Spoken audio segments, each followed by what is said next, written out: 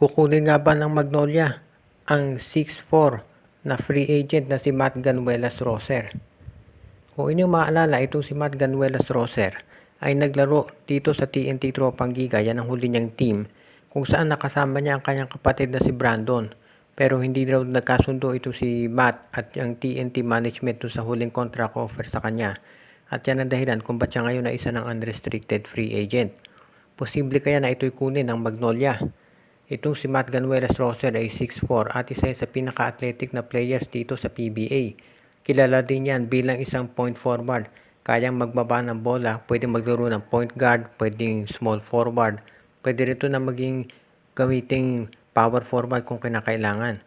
Hindi man masyado itong kilala sa opensa. Sa depensa naman, alam natin na napakahusay na player nitong si Matt Ganuelas-Roser.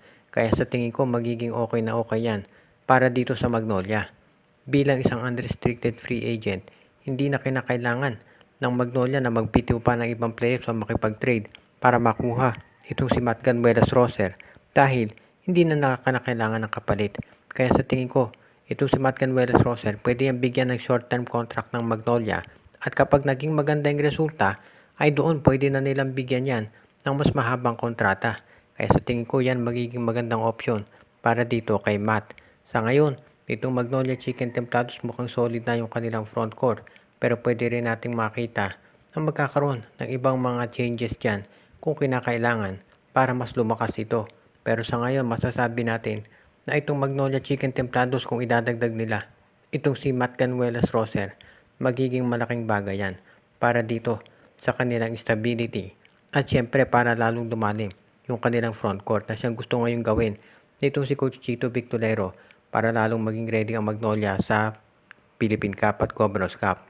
Ang Meralco Bolts ngayon ay kinukonsidera na kunin itong si Bo Belgam mula dito sa Rain or Shine Elasto Painters.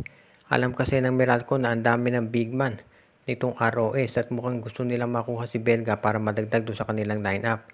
Para daw kasing nakikinita nitong Meralco na baka yung iba nilang big men katulad nila Norbert Torres at Kyle Pascual o baka pati na to si Raymond Dalmasan ay kunin ng TNT Tropang Giga dahil sila ngayon ang nangangailangan ng mga center. So ito aabangan natin.